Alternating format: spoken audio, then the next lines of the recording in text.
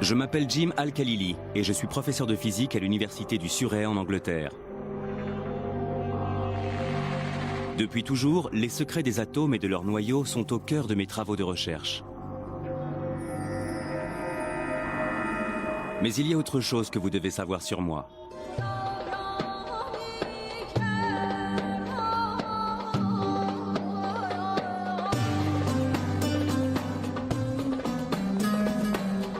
Je suis né d'une mère anglaise et d'un père irakien. J'ai d'abord grandi à Bagdad avant de quitter l'Irak avec ma famille lorsque Saddam Hussein a pris le pouvoir à la fin des années 70. À cette époque, j'étais déjà passionné de science. Et plus j'avançais dans mes études, plus j'avais l'impression de me reconnaître dans la tradition scientifique occidentale, celle de Newton et d'Einstein. Pourtant, au fond de moi, je ne pouvais m'empêcher de penser que j'occultais toute une partie de mon propre héritage scientifique. Je me souviens que lorsque j'étais à l'école en Irak, on me parlait de l'âge d'or de l'islam, d'une période entre le 9e et le 12e siècle où Bagdad, Damas, Le Caire et Cordoue abritaient de grands érudits musulmans qui ont été à l'origine d'avancées scientifiques sans précédent. C'est pourquoi je veux exhumer ce passé, découvrir les grandes figures de cette période et comprendre l'importance de ce qu'ils ont apporté à la science. Certains érudits médiévaux musulmans ont-ils contribué à l'avancée de la science, au même titre que Galilée, Newton ou Einstein? Et surtout, quel lien existe-t-il entre science et islam?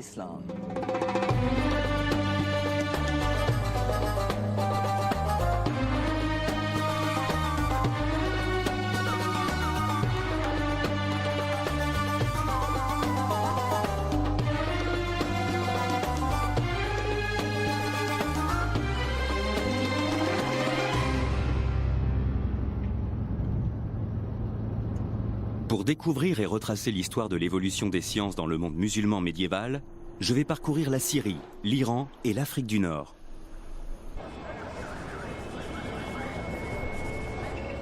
Mon périple commence dans les ruelles du Caire, la capitale égyptienne, où je prends conscience que de nombreux mots du langage scientifique actuel viennent en fait de l'arabe.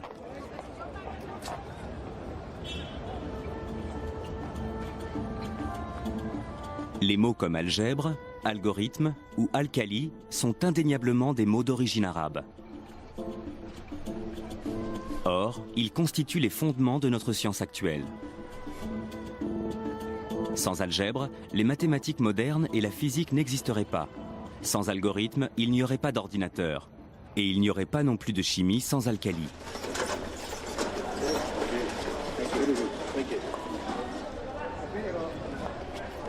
Pourtant, aujourd'hui, peu de gens en Occident, y compris parmi les scientifiques, savent que ces mots sont nés à l'époque de l'islam médiéval. Mais il n'en a pas toujours été ainsi. Entre le XIIe et le XVIIe siècle, les savants européens se référaient souvent à d'anciens écrits islamiques. Voici des copies de quelques-unes des pages du livre Liber Abaci, du grand mathématicien italien Léonard de Pise, également connu sous le nom de Fibonacci. Et ce qui est très intéressant, c'est qu'à la page 406, il fait référence à un texte ancien appelé Modum, Algèbre et Al-Mukabal. Et à côté dans la marge est écrit le nom Mahomet, qui est en fait la version latinisée du prénom arabe Mohamed. Et la personne à qui il fait allusion n'est autre que Mohamed ibn Moussa al-Khwarizmi.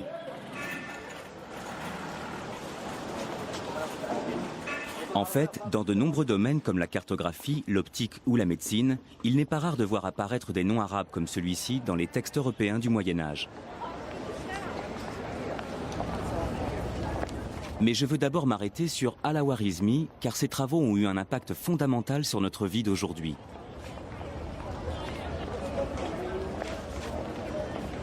C'est en effet grâce à lui que les savants européens ont compris qu'une pratique de l'arithmétique essentiellement basée sur les chiffres romains ne mènerait à rien.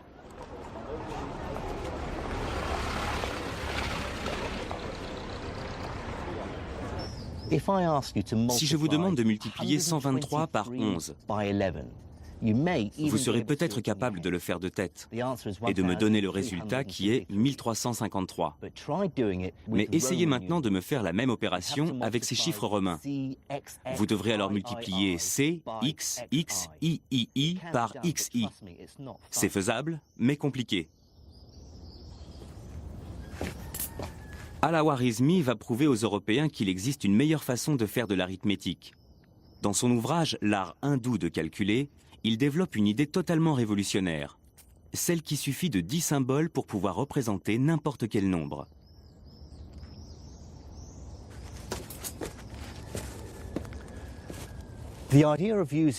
Cette idée de n'utiliser que 10 symboles, les chiffres allant de 1 à 9, plus le symbole 0 pour représenter tous les nombres de 0 à l'infini, a d'abord été développée par des mathématiciens indiens aux environs du VIe siècle.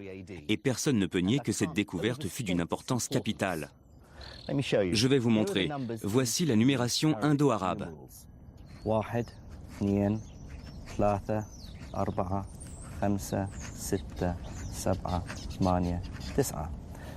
Et voici la numération utilisée en Occident.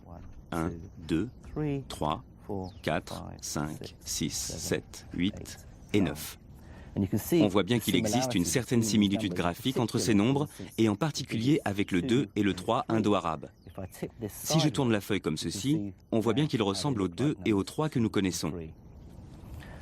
Ce qui est révolutionnaire avec ce système numérique, c'est la façon dont il va permettre de simplifier les calculs arithmétiques. Mais Al-Khwarizmi et ses confrères ne vont pas seulement se contenter de transposer le système numérique indien en arabe.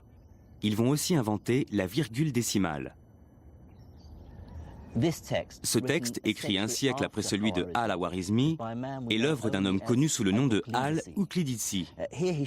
Dans cet ouvrage, il explique comment ce même système décimal peut être développé pour représenter non seulement des nombres entiers, mais aussi des fractions, c'est-à-dire le nombre infini de possibilités qui existent entre chaque nombre entier. Cette copie du manuscrit de Al-Uqlidisi montre comment il utilise pour la première fois la virgule décimale. Elle est symbolisée par un tiret. On lit ici les chiffres 1, 7, 9, 6, 8, et on voit un petit tiret au-dessus du 9 qui indique la séparation décimale. Le concept de virgule décimale nous est aujourd'hui si familier qu'il est difficile d'imaginer comment nos ancêtres ont pu s'en passer. Comme toutes les grandes découvertes scientifiques, elle nous semble évidente a posteriori.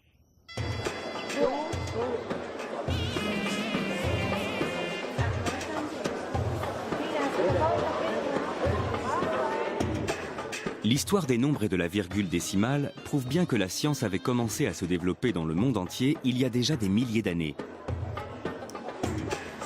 À cette époque, les idées nées en Inde, en Grèce et même en Chine se répandent et viennent s'enrichir les unes les autres.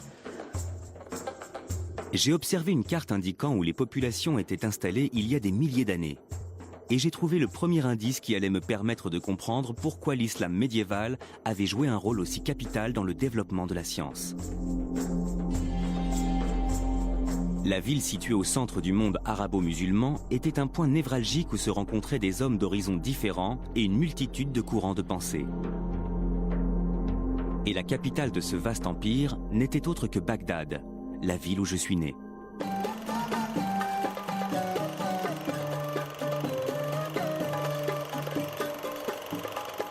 Les événements qui la secouent actuellement m'empêchent d'y retourner. Mais il me reste néanmoins les vieux films des années 60 de mon cousin Faris. La Bagdad de l'époque était bien différente de celle d'aujourd'hui et de ses attentats sanglants. Il n'empêche que j'ai grandi avec la fierté d'être né dans l'une des plus grandes villes de l'âge d'or islamique. Bagdad est fondée en 762 avant Jésus-Christ par le calife Al-Mansour. Son objectif est de faire de la cité la grande capitale d'un nouvel empire unifié par l'islam, la nouvelle religion de l'époque. Les califes abbassides estimaient avoir un pouvoir légitime. Ils se réclamaient les descendants directs du prophète Mohammed, le fondateur de la nouvelle religion apparue quelques siècles plus tôt. Mais depuis l'apparition de l'islam, les armées musulmanes avaient rapidement conquis un immense territoire. D'abord confinée aux alentours de Médine, la communauté musulmane va très vite s'étendre hors des frontières de la péninsule arabique. En quelques dizaines d'années, les armées musulmanes envahissent le Levant, l'Afrique du Nord, l'Espagne et la Perse. Il ne faut surtout pas oublier qu'à l'époque, les gens étaient très croyants. Quand ils ont vu la rapidité avec laquelle les Arabes étendaient leur empire, nombre d'entre eux ont pensé que Dieu devait être de leur côté, que le Dieu des musulmans devait forcément être légitime. Donc, beaucoup se sont convertis à l'islam et ceux qui ne l'ont pas fait se sont soumis au pouvoir arabo-musulman.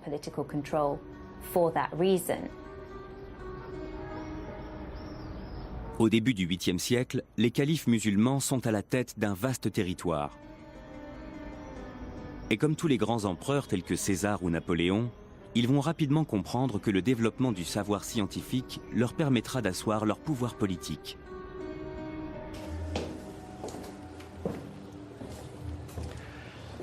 Et il y avait plusieurs raisons à cela. Il y avait d'abord des raisons pratiques.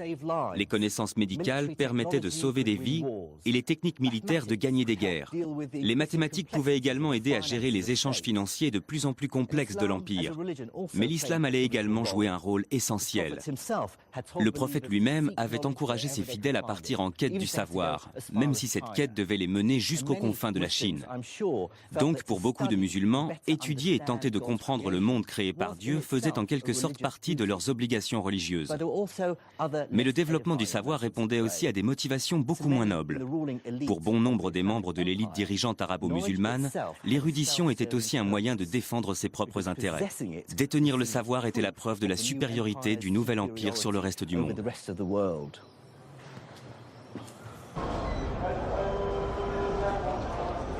Le succès militaire et politique du nouvel empire islamique allait bientôt mettre les califes musulmans face à un problème inévitable. Comment gouverner un territoire abritant une population aussi hétéroclite? Même si la majorité de l'empire s'est convertie à l'islam, il abrite des peuples de traditions et de langues différentes, séparés par d'énormes distances.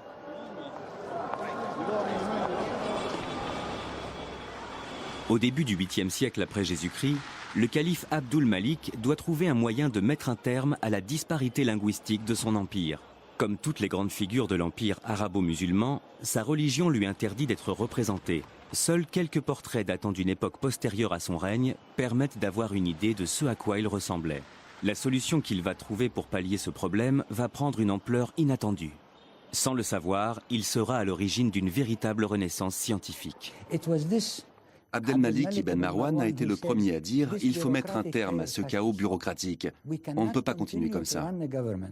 On ne peut pas continuer à gouverner comme ça, un immense territoire comme celui-ci avec une telle diversité de langues. » Il voulait gouverner un empire où l'on ne parle qu'une seule et même langue.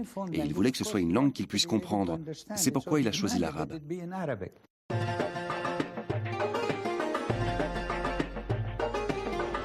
Mais le choix de l'arabe comme langue officielle de l'Empire a bien plus qu'un simple côté pratique pour l'administration.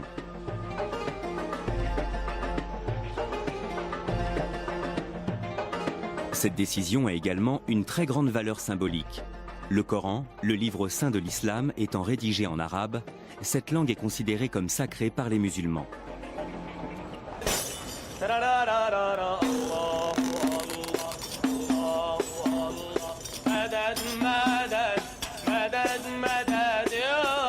L'arabe coranique revêt un caractère si sacré que son texte est le même depuis plus de 1400 ans. En comparaison, le français a par exemple considérablement évolué en 700 ans.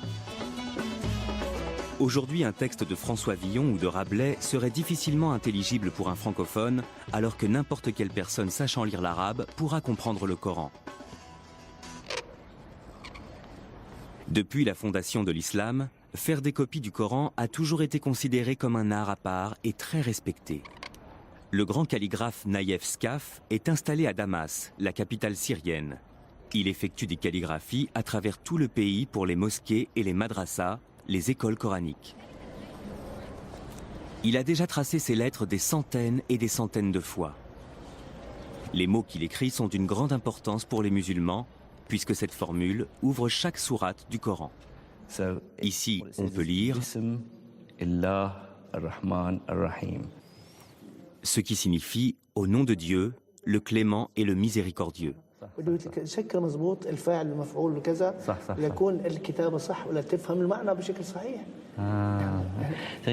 Il dit que toute la complexité de la calligraphie arabe s'est imposée à eux avec l'expansion de l'islam. Parce que du coup, les calligraphes de l'époque craignaient que le sens du texte coranique finisse par se perdre. S'il était lu par des personnes qui ne parlaient pas arabe, celles-ci risquaient de mal l'interpréter. Mais surtout, ils seraient incapables de faire la distinction entre les différentes lettres. C'est pourquoi ils ont ajouté des points sur certaines lettres et de nombreux signes pour indiquer le son des voyelles. C'est une modification qu'ils ont apportée pour s'assurer que les gens prononceraient correctement le texte du Coran en le lisant. Cette unification linguistique a rapidement un impact sur la science. Les érudits issus des différents pays de l'Empire qui autrefois n'avaient aucun moyen de communiquer peuvent désormais le faire grâce à une langue commune. Et cette langue a justement la particularité de ne prêter à aucune ambiguïté et d'être très précise. Autrement dit, elle est idéale pour favoriser le développement du langage technique et scientifique. Cette unification va permettre l'apparition d'une vaste communauté intellectuelle, où tout un tas d'érudits issus d'horizons complètement différents vont pouvoir engager le dialogue, comparer leurs savoirs, débattre et confronter leurs connaissances, souvent même de façon très véhémente. Les savants de Cordoue, dans le sud de l'Espagne, pouvaient désormais débattre de leurs connaissances littéraires et scientifiques avec les érudits de Bagdad ou encore de Samarcande.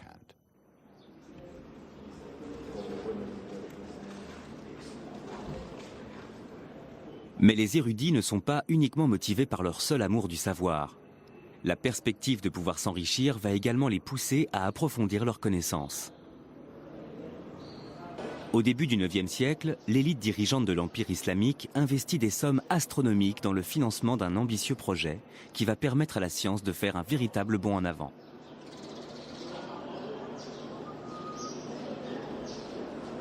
L'objectif est de fouiller les bibliothèques du monde entier à la recherche de manuscrits scientifiques et philosophiques. En grec, syriaque ou sanskrit, pour ensuite les traduire en arabe. Une initiative connue dans l'histoire sous le nom de mouvement de traduction.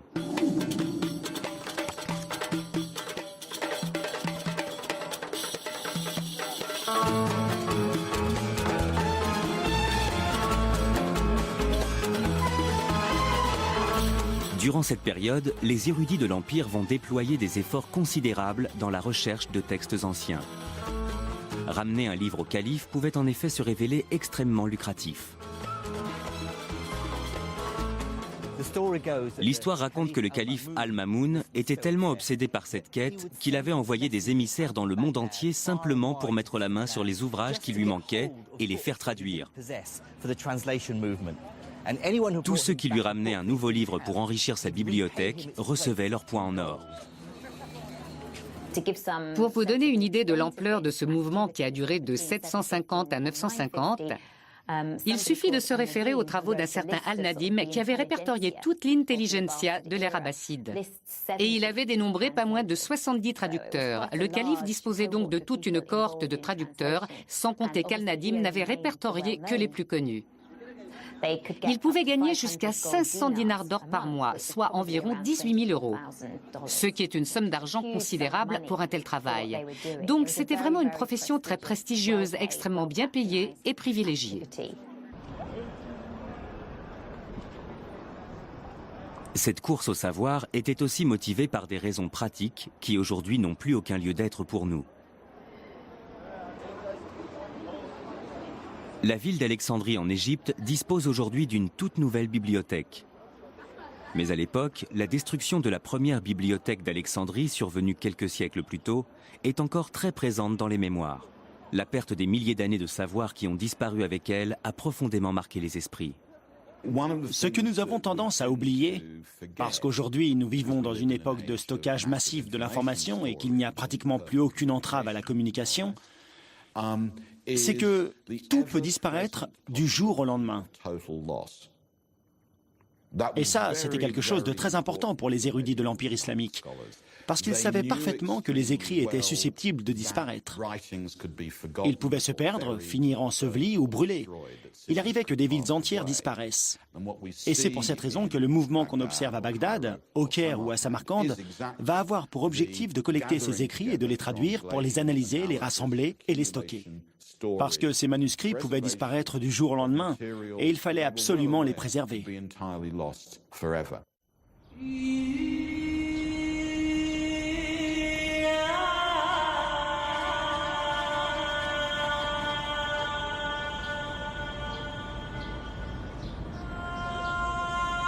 S'il y a bien un savoir que tout le monde a intérêt à voir se développer dans le royaume, c'est la médecine.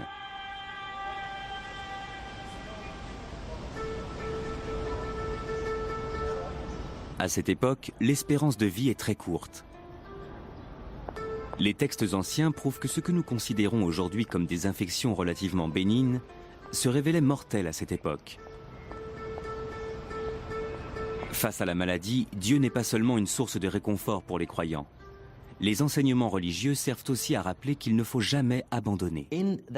Dans les hadiths, le recueil des paroles du prophète, Mohammed dit «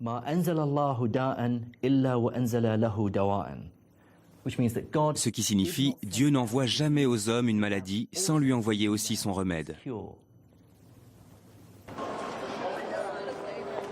C'est pour cela qu'aujourd'hui encore, les musulmans continuent de croire que pour chaque maladie, il existe toujours un remède quelque part et qu'il suffit de le chercher pour le trouver.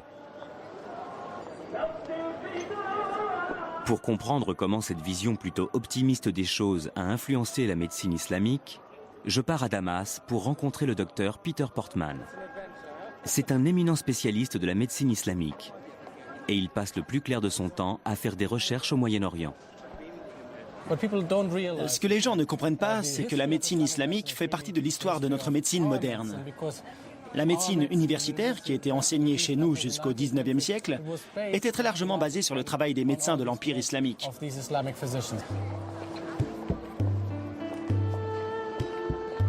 La médecine islamique s'inspirait elle-même très largement de celle de la Grèce antique. Le premier et le plus important ouvrage médical traduit en arabe est un manuscrit datant du IIIe siècle, écrit par un médecin grec, Galien.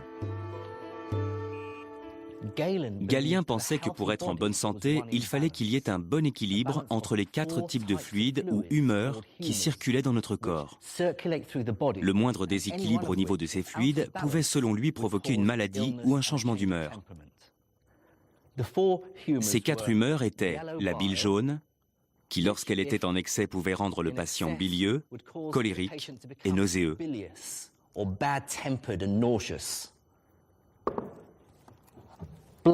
Le sang, qui en trop grande quantité dans l'organisme pouvait transformer le patient en quelqu'un de sanguin, chaleureux et rouge. La bile noire, qui en excès rendait le patient léthargique, mélancolique et déprimé. Et enfin, le flegme, qui en excès rendait le patient flegmatique, apathique et dénué d'émotions. Galien pensait que la maladie était le résultat d'un déséquilibre au niveau de l'une de ses humeurs et que pour la traiter, il suffisait de débarrasser le corps de l'excès de fluide. C'est pourquoi il préconisait des traitements tels que la saignée ou l'utilisation de vomitifs pour faire régurgiter ses patients. Mais les médecins de l'Empire islamique ont conscience que les travaux de Galien et la médecine de la Grèce antique ne sont qu'une source de savoir parmi tant d'autres. Ils savent qu'il existe d'autres traditions médicales susceptibles de les aider à mieux comprendre le fonctionnement du corps humain.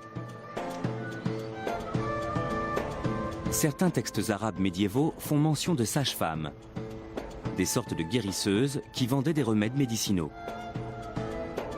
Une tradition qui existe encore aujourd'hui, comme le prouve cette petite boutique sur laquelle je suis tombé en me promenant dans les ruelles d'Hammamet, en Tunisie. Voici Arafat Nabel. Elle vend des herbes et des épices médicinales depuis plus de 20 ans. Elle prétend posséder des remèdes pour soigner toutes sortes de maladies.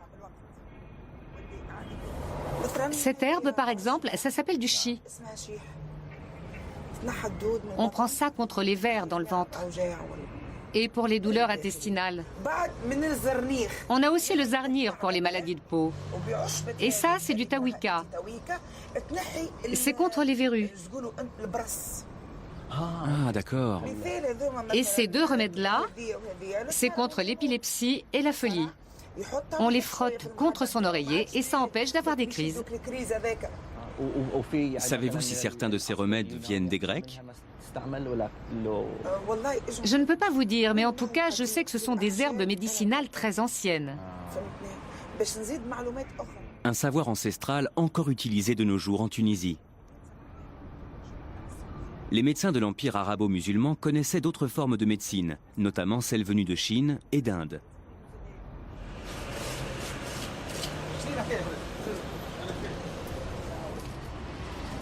Mais une autre partie de leur savoir leur venait également de leur propre religion, l'islam, et s'inspirait des préceptes du Coran ou des hadiths, le recueil relatant les paroles et les actes du prophète. Dans une librairie de monastir en Tunisie, j'ai trouvé un exemplaire d'un livre très connu que l'on peut se procurer encore aujourd'hui sans aucune difficulté dans tout le monde musulman. Ce livre s'appelle « La médecine du prophète ».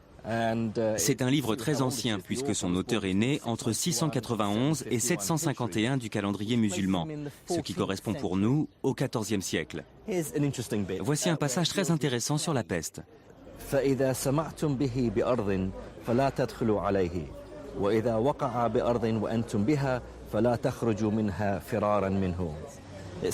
Ce qui veut dire, si vous arrivez dans un pays touché par la peste, ne pénétrez pas dans ce pays.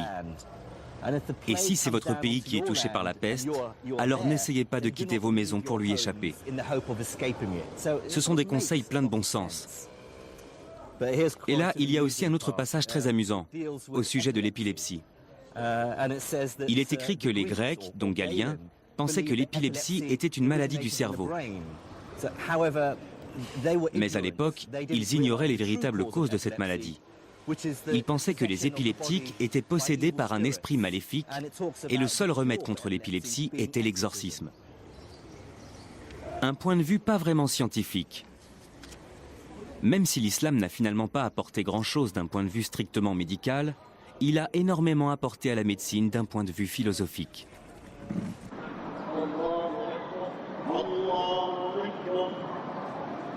L'islam est une religion qui repose essentiellement sur le concept de la compassion envers autrui.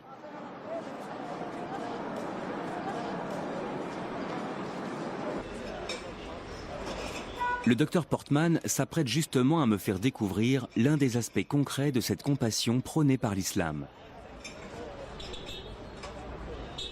Voici l'ancien hôpital Nour al-Din de Damas. C'est devenu un musée, mais il a été le plus grand hôpital de l'Empire islamique. Il a été construit aux alentours de 1150-1154. La charité envers autrui constitue l'un des piliers fondamentaux de l'islam. C'est la zakat. Exactement. C'est l'obligation de faire l'aumône et de venir en aide aux pauvres, et donc les souverains ou ceux qui avaient beaucoup d'argent pouvaient être très généreux, très charitables et faire construire un magnifique hôpital comme celui-ci.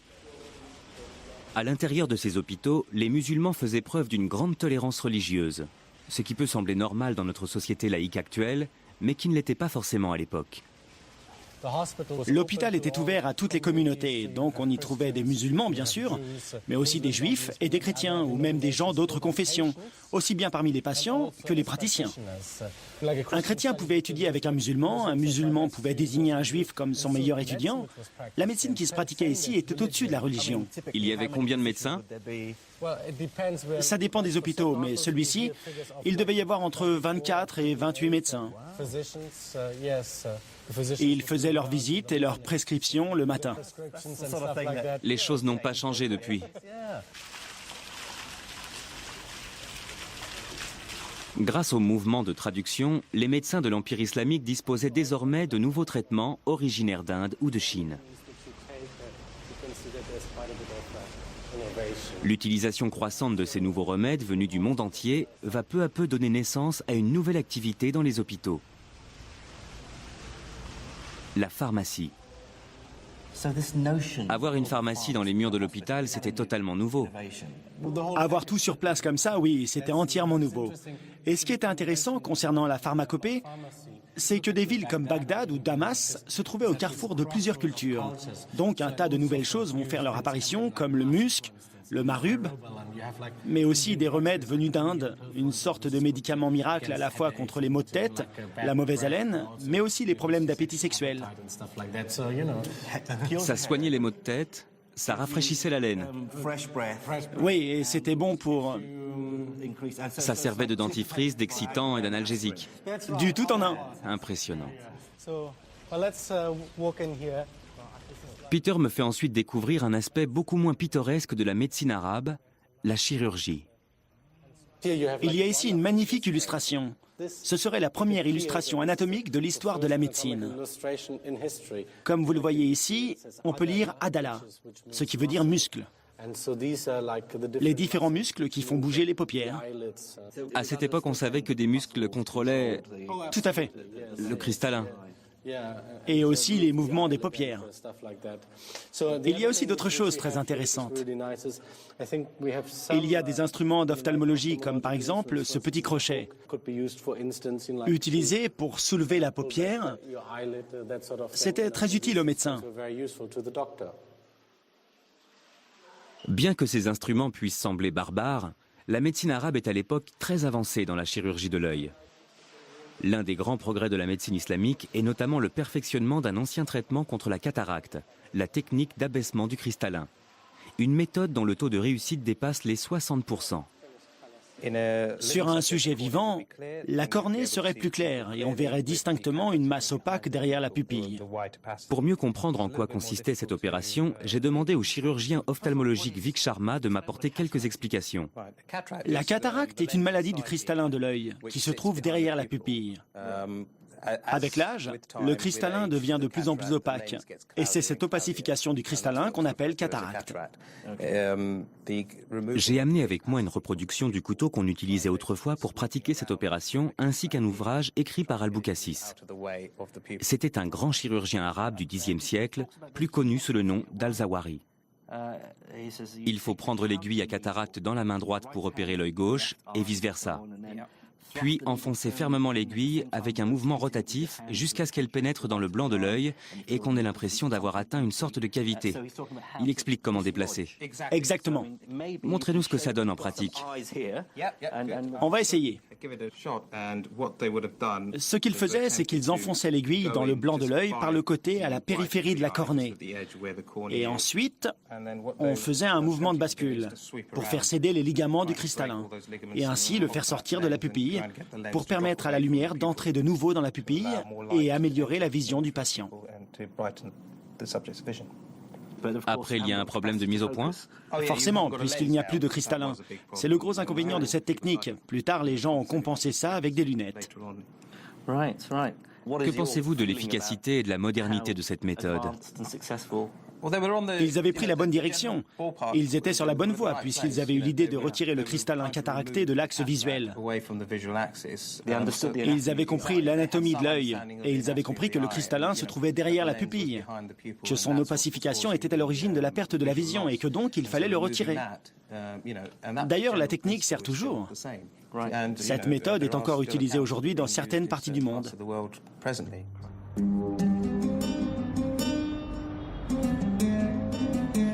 Avoir un regard rétrospectif sur la médecine arabe à la lumière de nos connaissances scientifiques actuelles se révèle finalement assez frustrant. Certaines croyances scientifiques de l'époque étaient totalement absurdes. Mais d'un autre côté, les érudits musulmans avaient une approche scientifique à la fois logique et systématique, ce qui était totalement remarquable pour l'époque et prouve bien qu'ils étaient en avance sur leur temps. Un érudit musulman, plus que tout autre, incarne à lui seul ce lien étroit entre religion et science. Ibn Sina. Mais il est plus connu en Occident sous le nom d'Avicenne. Ce scientifique pluridisciplinaire faisait partie du cercle intellectuel et mondain de la cour. En 1025, il écrit une encyclopédie intitulée Al-Qanun fil Tibb, le canon de la médecine. Dans cet ouvrage, Avicenne reprend et développe toutes les connaissances de ses prédécesseurs, de la Grèce antique, en passant par l'Inde. D'un point de vue historique, quelle est la place de ce livre? C'est un ouvrage capital. Peu de textes ont eu une telle importance historique. C'est une encyclopédie qui va venir balayer tout le reste pour rapidement devenir un ouvrage de référence qui va supplanter bon nombre d'autres textes. Si bien que certains vont même s'en plaindre en disant « il est tellement bien organisé et tellement accessible que plus personne ne lit les textes grecs ou leurs traductions ». Voici le premier livre, la première partie qu'on appelle Al-Kulliyat. Ce sont les principes généraux, ça traite du fonctionnement du corps humain et des maladies en général. Le deuxième livre détaille toutes les maladies, de la tête aux pieds. Il décrit toutes les maladies de haut en bas. Il commence avec les pathologies de la tête, puis il descend progressivement avec les maladies des yeux, des oreilles, du nez, de la bouche, et ainsi de suite pour finir avec tout ce qui touche les organes sexuels. À première vue, l'objectif des 3 volumes de cette encyclopédie médicale est très ambitieux. Avicenne tente de répertorier les éléments de diagnostic et les traitements pour des maladies aussi diverses que la dépression, la méningite ou la petite vérole. On trouve également des chapitres très détaillés traitant de maux beaucoup plus bénins. Par exemple, ici, il parle des maux de tête. Les différents maux de tête. Oui.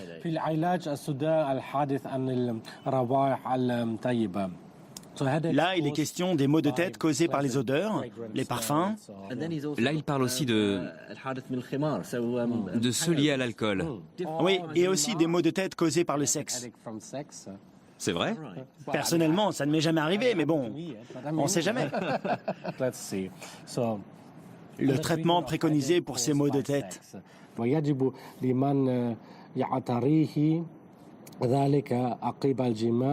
Ce qui veut dire, si quelqu'un souffre de maux de tête, après avoir eu des relations sexuelles, et qu'il ressent une sensation de satiété sexuelle, c'est-à-dire qu'il a en quelque sorte abusé du sexe, il faut en premier ressort pratiquer une phlébotomie, c'est-à-dire une saignée, et ensuite une purge. Dans ce cas, il faut pratiquer les deux, la saignée et la purge. Nombre de ces traitements semblent complètement absurdes. Ils n'ont rien à voir avec la médecine moderne. Non, pas vraiment. Pendant combien de temps les gens ont continué à croire tout ça? Les idées fondamentales contenues dans cet ouvrage sur le fonctionnement du corps humain sont restées les mêmes jusqu'au début du 19e siècle.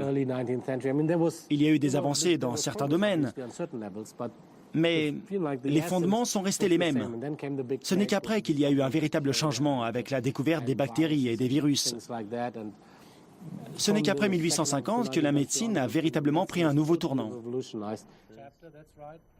Le canon de la médecine d'Avicenne marque néanmoins une étape fondamentale dans l'histoire de la médecine. Même si la majeure partie des connaissances médicales regroupées dans cette encyclopédie sont totalement fausses, c'est le premier ouvrage à répertorier toutes les connaissances de l'époque pour les rassembler et les organiser en un seul et même recueil.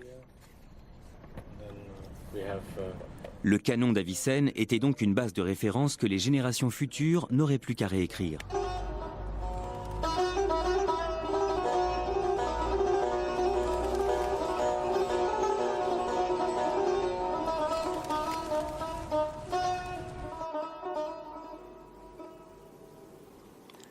Répertorier de cette façon toutes les connaissances médicales était effectivement une grande avancée. Mais cette obsession des califes de l'Empire arabo-musulman pour les connaissances de leurs prédécesseurs allait bien au-delà du domaine très pragmatique de la médecine. De nombreux califes, comme Al-Mamoun, étaient également persuadés que les érudits de l'Antiquité détenaient aussi des pouvoirs magiques et occultes. De récentes découvertes prouvent les efforts déployés par les scientifiques de l'époque pour découvrir et s'approprier ces mystérieuses connaissances.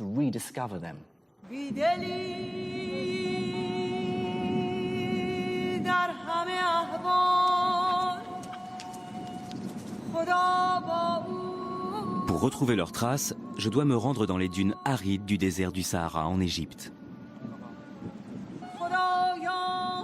Là-bas, j'ai rendez-vous avec un universitaire qui va m'expliquer comment le mouvement de traduction a conduit les Arabes jusqu'à l'Égypte pour percer le mystère d'un code qui selon eux renfermait le secret d'un art occulte, l'alchimie.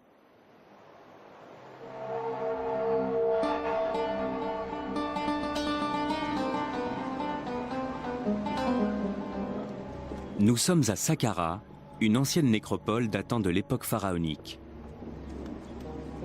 Le site s'étend sur plus de 5 hectares et abrite toute une série de chambres funéraires et de pyramides à degrés dont la construction remonte à 3 millénaires avant Jésus-Christ.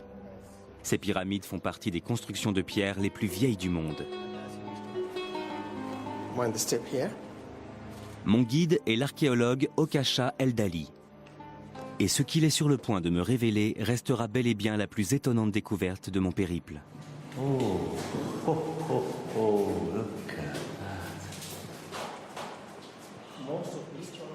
Comme la plupart des gens, j'étais persuadé que les hiéroglyphes égyptiens étaient restés un mystère jusqu'au XIXe siècle.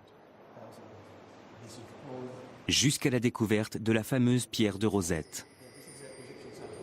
Un fragment de stèle portant une inscription écrite à la fois en hiéroglyphe et en grec. Une pièce clé qui allait enfin permettre aux savants britanniques et français de déchiffrer les écrits de l'ancienne Égypte. Du moins, c'est ce que dit l'histoire officielle. Mais le docteur Eldali a fait une découverte qui vient totalement contredire cette version des faits. Il a en effet récemment exhumé des travaux d'une valeur inestimable du savant musulman Ibn Washiya. Ce dernier semblait avoir établi une correspondance entre les hiéroglyphes et les lettres de l'alphabet arabe. Si on regarde par exemple ce manuscrit, on voit qu'il indique les hiéroglyphes égyptiens avec leur valeur phonétique. Et les lettres arabes correspondantes en dessous. Ils donnent leur valeur phonétique en arabe en dessous. Regardez ce hiéroglyphe en forme de siège correspondant au sin. Maintenant, regardez là. C'est un S. En égyptien hiéroglyphe, on utilise ce siège pour le son S, ce qui correspond au signe que l'on voit ici. Ceci correspond au nom du dieu Osiris. Osiris. Avec un S. C'est le signe. Ça, c'est la lettre H. On la retrouve ici. C'est le Ha arabe. La vague, elle, correspond à la lettre N, au Nun arabe. Ici, on a le T, et là, le F. Ils représentent tous une lettre? Oui, c'est ça. Comment Ibn Washiya est-il parvenu à déchiffrer les hiéroglyphes? Les premiers savants arabes avaient déjà réussi à faire le lien entre l'égyptien ancien, c'est-à-dire l'égyptien hiéroglyphe, et leur propre langue, le copte. Ils avaient compris que la langue copte n'était ni plus ni moins que l'héritière moderne de l'égyptien ancien. Et s'ils avaient pu faire cette découverte, c'est justement parce que le mouvement de traduction leur avait permis d'avoir accès aux manuscrits coptes. C'est grâce à ces textes que les savants ont pu établir le lien direct qui existait entre l'égyptien hiéroglyphique et l'arabe. Quelle proportion de l'alphabet hiéroglyphique avait-il identifié? Environ 14 lettres, la moitié de l'alphabet hiéroglyphe égyptien. Ce qui est incroyable pour des savants du 9e ou du 10e siècle.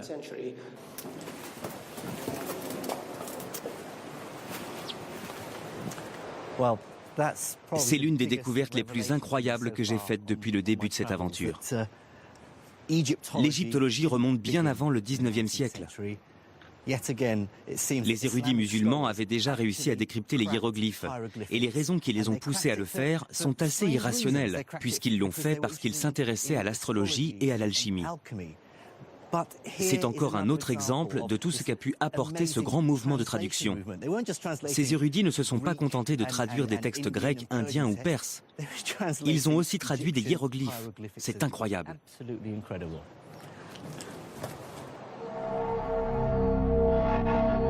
Malheureusement pour le calife Al-Mamoun, la traduction des hiéroglyphes n'a permis de révéler aucun des secrets de l'alchimie. Mais cette découverte prouve bien l'insatiable curiosité que les savants de l'époque nourrissaient pour le monde qui les entourait. Leur seul objectif était de s'enrichir du savoir des autres cultures, quelles qu'elles soient, sans aucun a priori religieux ou racial. La plupart des traditions intellectuelles, y compris la nôtre, ont tendance à faire tout leur possible pour supplanter les autres.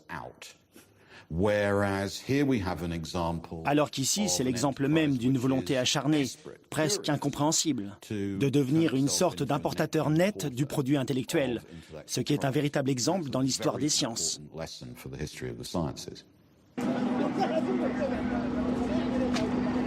Je ne vais pas tarder à découvrir à quel point ce vaste mouvement de traduction a permis à la science de faire un véritable bond en avant. Car il ne faut pas oublier que cette formidable avancée n'a pas seulement été médicale et scientifique. Bagdad, la capitale de ce vaste et puissant empire, allait bientôt devenir une cité florissante et multiculturelle.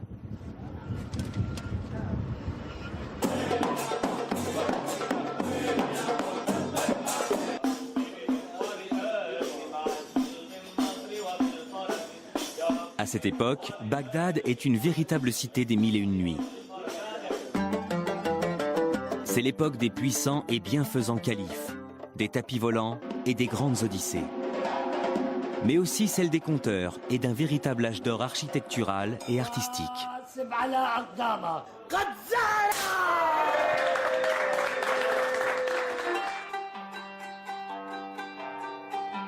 Bagdad est une ville si animée et si rayonnante d'un point de vue culturel qu'un voyageur de l'époque l'a décrite en ces termes. Il n'y a pas plus savants que leurs érudits, plus convaincants que leurs théologiens, plus lyriques que leurs poètes ou plus audacieux que leurs libertins.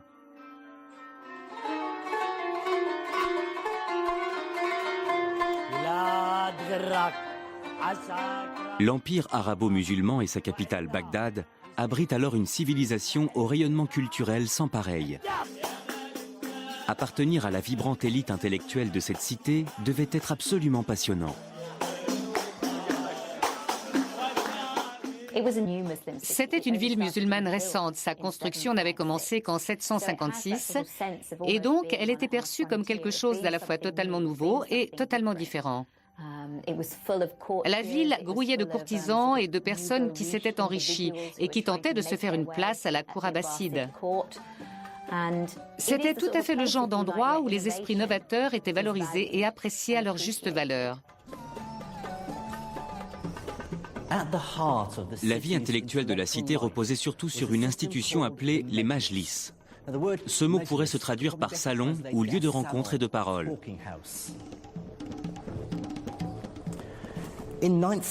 Dans la Bagdad du IXe siècle, l'élite de la ville, c'est-à-dire le calife, ses courtisans, les généraux et l'aristocratie organisaient des réunions. C'étaient des sortes d'assemblées durant lesquelles toute l'élite intellectuelle de la cité, les philosophes, les logiciens, les astronomes et les théologiens se réunissaient pour débattre et échanger leurs idées. Pour y participer, les gens n'avaient pas besoin d'adhérer à certaines idées ou d'appartenir à une religion particulière.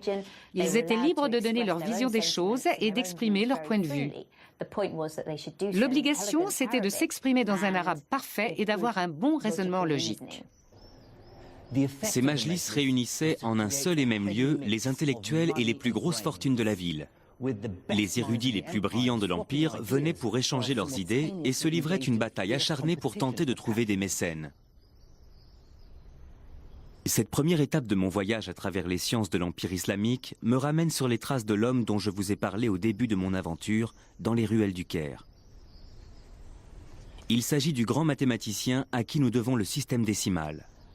C'est en plein cœur de cette période de grande effervescence intellectuelle que vécut Al-Khwarizmi, un grand mathématicien qui était aussi astronome, courtisan et favori du calife Al-Mamoun.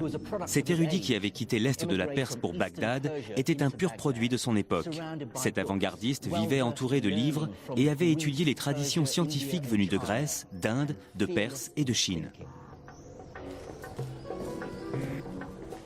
Al-Khwarizmi allait réunir et synthétiser deux traditions mathématiques complètement différentes pour donner naissance à quelque chose de totalement nouveau.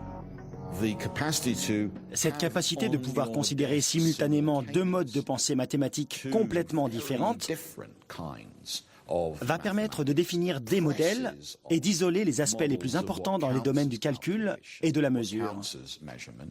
Ça a permis d'accélérer le processus de bouleversement intellectuel. La première de ces traditions mathématiques vient de la Grèce antique.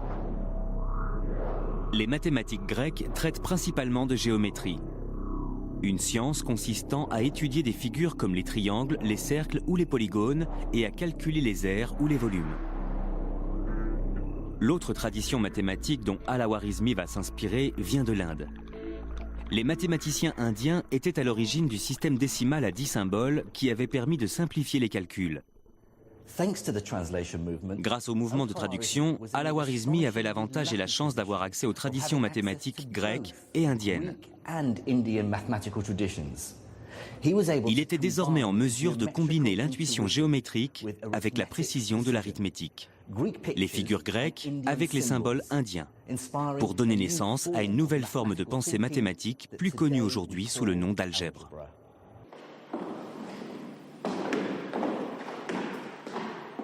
Étant moi-même physicien, j'ai passé ma vie à faire de l'algèbre, et je ne peux que reconnaître son importance dans tous les domaines scientifiques, même si c'est une notion qui peut sembler étrange. Je me souviens de ma perplexité la première fois que mon professeur a essayé de me faire faire des mathématiques en remplaçant les nombres par des symboles tels que X ou Y.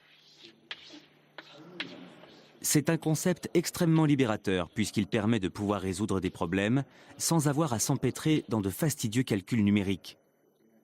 Nous sommes en présence d'un manuscrit d'une valeur inestimable, intitulé Kitab Al-Khwarizmi, le livre d'Al-Khwarizmi. Le professeur Ian Stewart a passé presque toute sa vie à étudier l'algèbre. Ensemble, nous consultons une ancienne copie du livre où Al-Khwarizmi évoque pour la première fois la notion d'algèbre. Dans la marge, il indique bien le titre du livre, Al-Jibre ou Al-Muqabala. C'est la première fois que le mot algèbre est mentionné. Algèbre. C'est de là que vient le mot algèbre.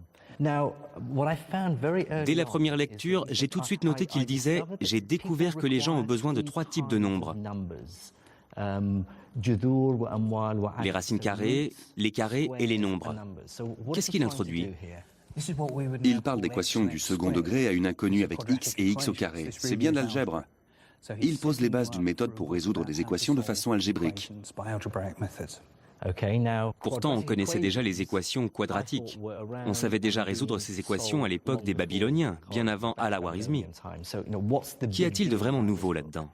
La façon dont Al-Khwarizmi envisage les choses. Pour lui, la racine carrée et le carré sont des objets à part entière. Il ne les considère pas uniquement comme des nombres qu'il faut essayer de déterminer, mais comme des procédés qu'il faut appliquer. La théorie d'Al-Khwarizmi, c'est que pour obtenir le carré d'un nombre, il faut multiplier ce nombre par lui-même. Et ce principe est vrai, quel que soit le nombre.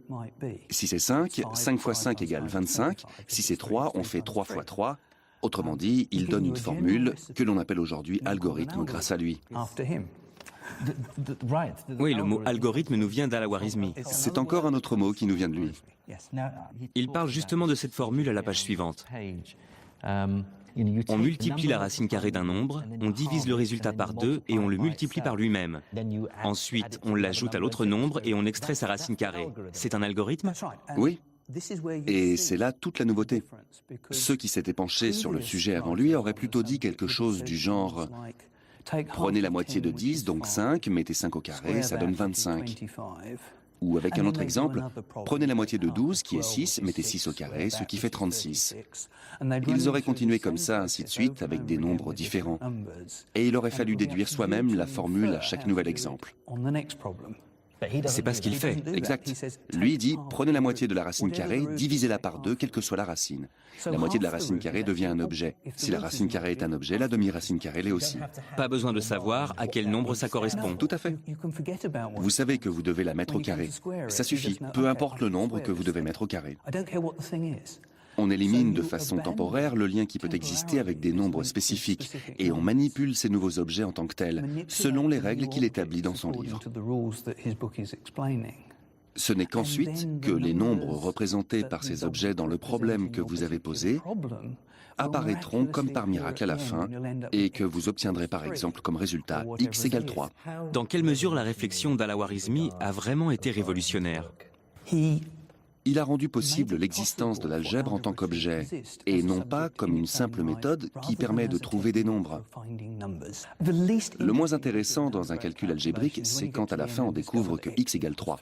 C'est la façon d'obtenir ce résultat qui compte. S'il y avait une méthode pour chaque problème, ou une méthode différente pour chaque problème, ce ne serait pas plus intéressant, ça n'aurait pas de sens. Il existe une série de principes généraux, et si vous comprenez ces formules de base, alors vous avez tout compris à l'algèbre.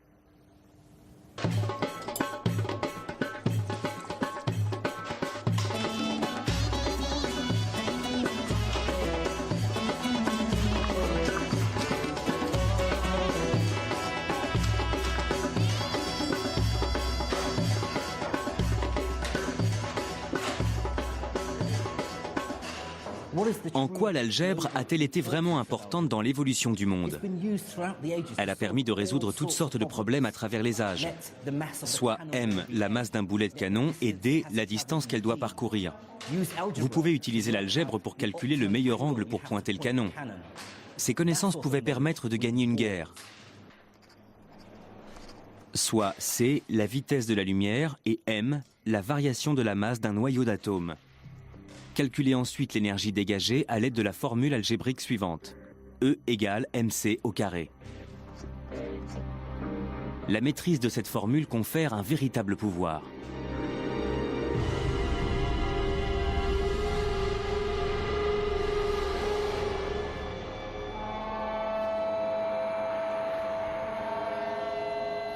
L'algèbre a contribué à créer le monde dans lequel nous vivons.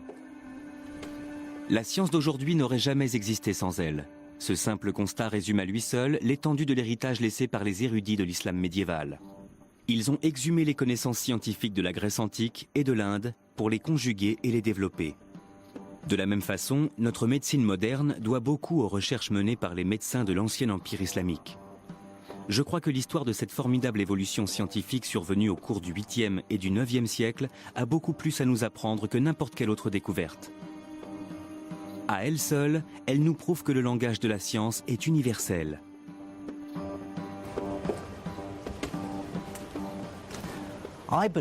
La prouesse la plus remarquable des scientifiques de l'islam médiéval a d'abord été de prouver que la science n'était pas islamique, hindoue, hellénistique, juive, bouddhiste ou chrétienne. Elle ne peut se réclamer d'aucune culture. Avant l'islam, le savoir scientifique était dispersé de par le monde. Mais ces savants ont su rassembler les pièces de cet immense puzzle en assimilant des connaissances nées bien au-delà des frontières de leur empire. Cette immense synthèse du savoir n'a pas seulement donné naissance à une nouvelle science, elle a aussi permis de prouver que la science pouvait transcender les frontières et l'appartenance religieuse. Le savoir scientifique profite à tous les humains quels qu'ils soient. C'est une vision des choses aussi pertinente qu'exemplaire.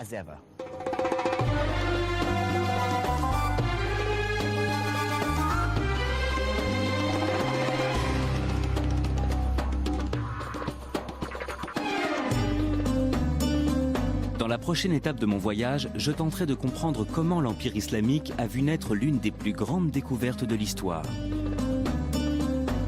Je vous dévoilerai comment les mathématiques et l'expérimentation se sont rencontrées au cours de la révolution industrielle qu'a connue l'Empire islamique. Et je me rendrai au Caire où je découvrirai comment ces idées ont donné naissance au monde technologique et scientifique d'aujourd'hui.